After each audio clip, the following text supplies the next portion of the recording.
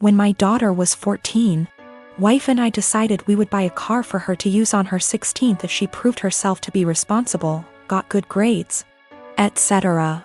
There would be a contract of sorts to ensure we were all on the same page. The stipulations were continuing good grades, good attitude, she could only bring one friend with her somewhere, to begin with. We had to know where she was, and the obvious too, don't drink and drive, and don't text and drive. We made it clear that we were buying the car, but it was for her to use. We got the car, a 2012 Honda Civic. She has a summer job right now, it's summer break so she's out doing stuff with her friends, etc. In a few months she will be off to college. Everything was going swimmingly. Until someone on that Nextdoor app started posting pictures and videos of bad drivers in the area.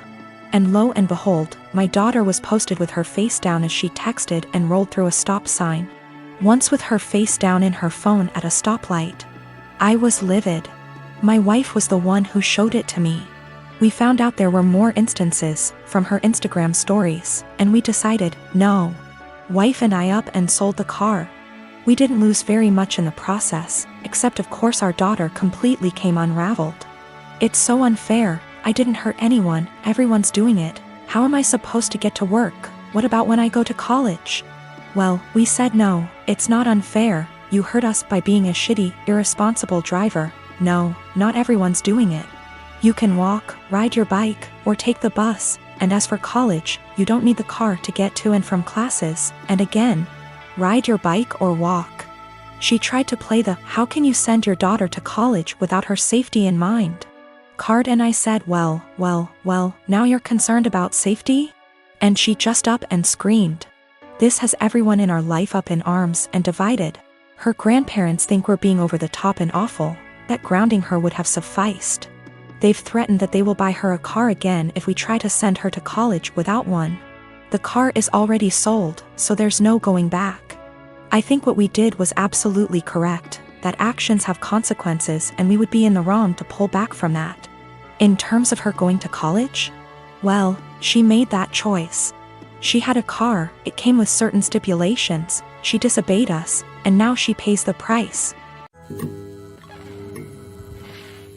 I'm a 19-year-old F with 6 older siblings. My parents spent most of my childhood spending money they didn't have on my siblings, so by the time I hit my teenage years, I realized I was probably going to have to fend for myself financially when I turn 18. I started babysitting and doing odd jobs around my neighborhood when I was 14, and eventually got part-time jobs during the school year. By the time I was 16, I was working 3 jobs in the summer and 2 in addition to school. When my parents told me they couldn't pay for college, I'd already earned enough, along with scholarships, to be able to put myself through college and have plenty left over. I've continued to work during the school year, and have been able to make money during quarantine by tutoring online. The issue began a few months ago, when my eldest sister got married. My parents spent 30 grand on her wedding, taking out a second mortgage to do so. To make matters worse, my dad was furloughed 6 days after the wedding. They'd effectively dug themselves into a hole they couldn't get out of. 2 weeks ago, my mom texted me for the first time since the wedding. She didn't say hi, ask how I was, or make any small talk. She just said, "Your dad and I need a favor. When can we call you?" I'd expected this. None of my elder siblings are doing well financially, and they've exhausted all other loan options, both from family and the bank. I figured they would text me, ask me to loan them a few thousand, and promise to pay it back when they could figure things out. I was absolutely willing to pitch in a few thousand, and had even considered giving them some of my tutoring jobs so they could make some extra cash. I was not, however, expecting them to demand I give them all the money, close to $40,000. I'd made from the ages of 14 to 18. The exact statement my mom had made was, "You made that money under our roof. We were the ones who allowed you to work, so you only have it because of us anyway. We bought you food and clothes for 18 years. That money is only a fraction of what you owe us," and so on. I said that food, clothes, and shelter were the very minimum. It's what they signed up for when they chose to become parents. I didn't ask for any of it, etc. They responded by telling me that if it wasn't for them, I wouldn't have the life I have today. I said they were being ridiculous, and hung up.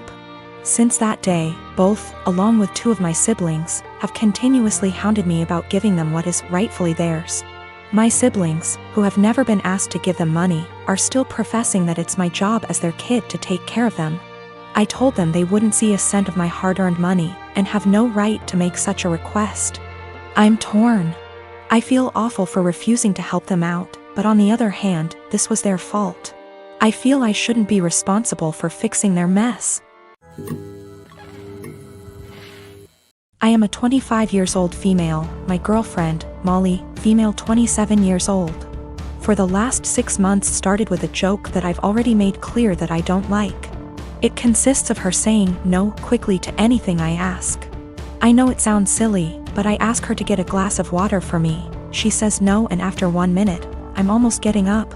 She says she's joking and gets some water. I ask her to wash the dishes. She says no. I say I love you. She says no. I ask her to take her clothes. She says no. Everything is joking, and after 30s/1 minute, she does it, but she is addicted to doing it. I've already made it clear several times that I don't like it, even more so in I love you. She's the only person I can say that. So it's special to me. And there are things that are serious, and I need her to answer seriously. And if she says no to everything jokingly, I can't tell when she's saying a real no. It's already happened. I keep saying this is boring and I don't like it. She stops doing it and goes back to doing it after a week. After a brief discussion because she played this prank in front of our friends, me asking, "Love, can you get me some medicine?" And she, with no kidding, she stopped doing it for 1 month.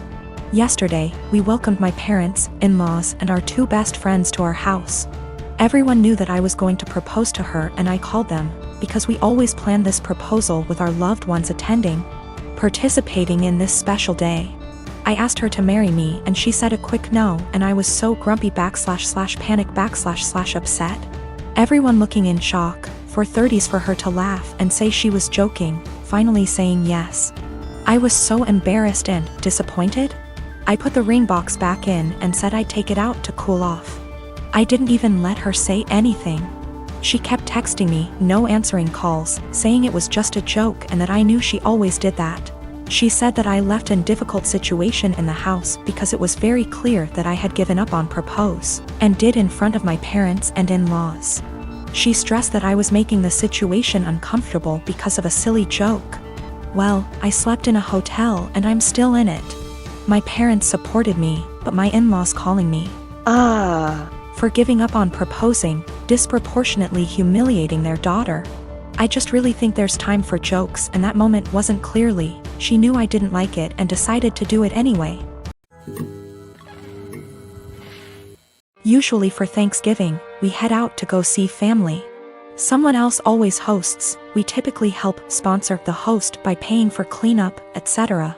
Our home is just too small to host the 30+ folks who typically show up through the day. This year that's obviously not happening. Other than us talking about not doing the usual, Thanksgiving didn't come up until yesterday. My kids have the week off from online school, and I was doing a puzzle with them before dinner when my husband walks in after work and says, "So did we get a turkey?" I looked at him and said, "Well, I know I didn't." "Did you?" He stared at me blankly and said, "No." "What do you mean? Do we need to get one still? Is it being delivered?" I shrugged and said, "I don't know nothing about no turkey." The kids and he looked so confused, so I helped them along and said, "I didn't buy anything. I didn't plan anything. No one said anything to me about Thanksgiving. Nobody offered to help meal plan, cook anything, do anything." He blew up yelling at me about how I should have obviously known. I said, "Why? I've literally never planned or made a Thanksgiving dinner in my life. The most I've ever done was help clean up or maybe peel the potato." I asked him why didn't he plan anything, why didn't the kids plan anything? Why is everyone waiting until the last minute and dumping it on me? He just sputtered and yelled and stormed off to his office and left me with the kids. We all had dinner, the kids cleaned up, and I was relaxing with some wine and a book after they all went to bed. My husband tore into me about how he can't believe I left this all to the last minute. Now there will be no Thanksgiving. How could I be heartbroken to do this to the kids, etc. So I just looked at him and said, "Why didn't you plan? Why did you wait to the last minute to ask me? He told me I was being a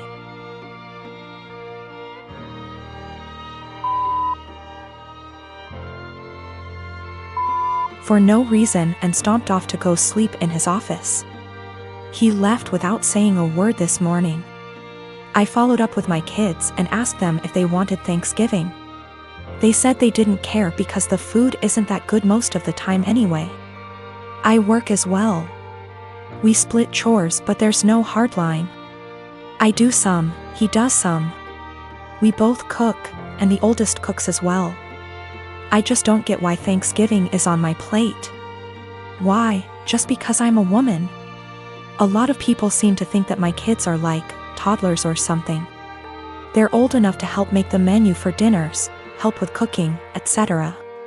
Anyway, I told my husband that if he wants to do some traditional Thanksgiving with all the fattening, carby, salty, beige food, he can go ahead and plan it and I'll help in the same capacity as always. If he wants me and the kids to cook something together, aka a normal, average Thursday, I'll continue with what was scheduled. The kids genuinely do not care. Thanksgiving doesn't mean anything to them. One of them has been asking for us to stay home for years. One of them barely touches the food as it, and the other one only likes to go so she can see her cousins. And she sees them all the time anyway. The middle kid already dug out another puzzle for us and they're just happy they're off school.